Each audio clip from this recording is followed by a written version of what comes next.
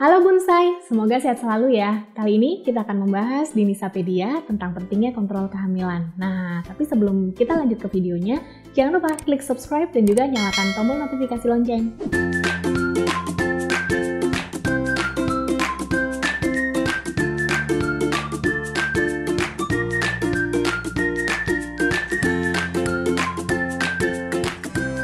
Bonsai, yang namanya kehamilan adalah kondisi yang sangat dinamis, di mana kondisi bonsai, kemudian bebanya, plasenta, dan ketuban berada dalam kondisi yang terus-menerus berubah dan berkembang seiring perkembangan usia kehamilan juga.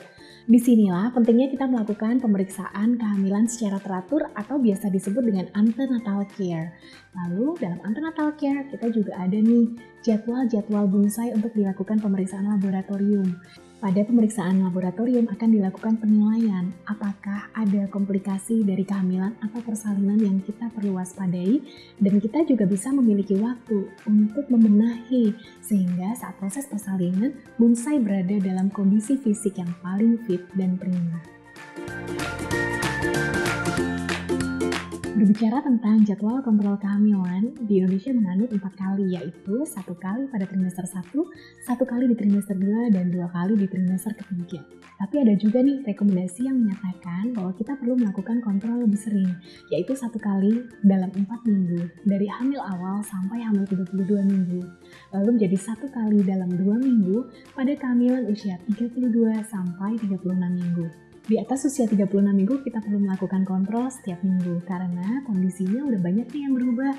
Bayinya udah mulai cepat besar, lalu plasentanya kadang-kadang mengalami pengapuran, dan juga jumlah cairan ketuban bisa semakin sedikit. Yang dilakukan saat kontrol kehamilan sebenarnya ada banyak dan ini dilakukan secara sistematis.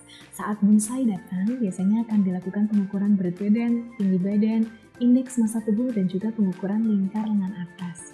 Nah, di sini pengukuran antropometri menjadi penting karena untuk menjadi acuan kenaikan berat badan yang direkomendasikan selama bonsai menjalani kehamilan. Selanjutnya, yang kedua dan juga tidak kalah penting adalah pemeriksaan tanda vital, mulai dari tekanan darah, kemudian frekuensi nafas, frekuensi nadi, dan juga suhu. Namanya juga tanda vital, jadi ini adalah penting untuk menentukan apakah ada komplikasi kehamilan ataupun persalinan yang kita perlu waspadai.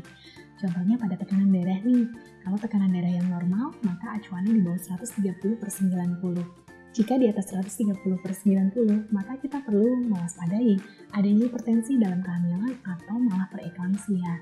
Ingat bahwa preeklamsia adalah penyumbang angka kematian ibu yang cukup besar, yaitu 25% alias 1/4 dari seluruh kematian ibu.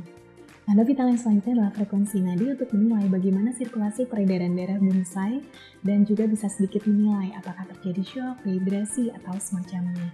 Yang ketiga adalah frekuensi nafas. Sering nggak sih ngerasain kadang-kadang rasanya kayak sesak atau engap? Disinilah kita perlu memperhatikan apakah ada komplikasi yang mengarah ke kelainan jantung maupun paru. Nah, yang keempat adalah suhu. Suhu adalah penanda infeksi yang paling sering, yaitu jika terdapat infeksi biasanya suhu akan naik. 4 tanda vital ini krusial sekali untuk menentukan bagaimana kondisi secara umum bonsai sebelum dilakukan pemeriksaan yang lebih detail. Setelah wawancara struktur, biasanya bidan atau dokter akan melanjutkan dengan pemeriksaan fisik. Dalam pemeriksaan fisik ini, bonsai akan diukur tinggi fundus uteri untuk memperkirakan taksiran berat janin secara klinis. Yang kemudian kita akan meneruskan dengan penilaian bagaimana presentasi janin saat ini. Apakah kepalanya di atas, kepala di bawah, atau masih melintang misalnya. Kemudian akan dilakukan juga penilaian apakah ada kontraksi atau his yang saat ini bonsai alami. Kemudian kita juga akan melakukan pengukuran denyut jantung janin, menentukan denyut jantung janin masih dalam range yang normal, yaitu 110 sampai 160 detak per menit. Setelah selesai dilakukan pemeriksaan fisik, maka selanjutnya adalah pemeriksaan penunjang. Dalam pemeriksaan penunjang ini ada macam-macam. Bisa ultrasonografi atau USG, lalu CTG atau kardiotokografi, dan juga pemeriksaan laboratorium lain. Dalam pemeriksaan laboratorium, biasanya dokter akan memeriksa beberapa panel. Salah satunya adalah panel hematologi atau darah, kemudian yang kedua adalah urinalisa, kemudian yang ketiga biasanya memeriksa tes toleransi glukosa oral. Selanjutnya, dokter juga akan nilai panel-panel yang berhubungan dengan penyakit-penyakit yang bisa diturunkan lewat kondisi kehamilan maupun persalinan. Contoh seperti infeksi torch, kemudian hepatitis B, HIV atau AIDS, dan juga sifilis. Ini juga berpengaruh terhadap metode persalinan yang kemungkinan akan dipilih. Pemeriksaan-pemeriksaan ini tadi berdasarkan wawancara yang terstruktur, lalu akan dilakukan penapisan dari komplikasi kehamilan dan persalinan, dilanjutkan pemeriksaan fisik dan penunjang, tentunya akan sangat berdampak besar bagaimana kita mempertahankan kondisi kehamilan yang optimal untuk si bayi nantinya.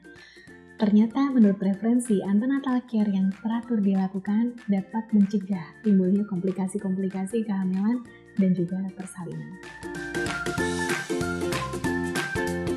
Kesimpulannya, pemeriksaan kehamilan atau antenatal care yang dilakukan teratur akan memungkinkan bidan atau dokter membantu bonsai memastikan bagaimana kondisi kehamilan, kemudian mendeteksi juga jika ada sesuatu yang perlu diwaspadai sehingga tata laksananya akan optimal.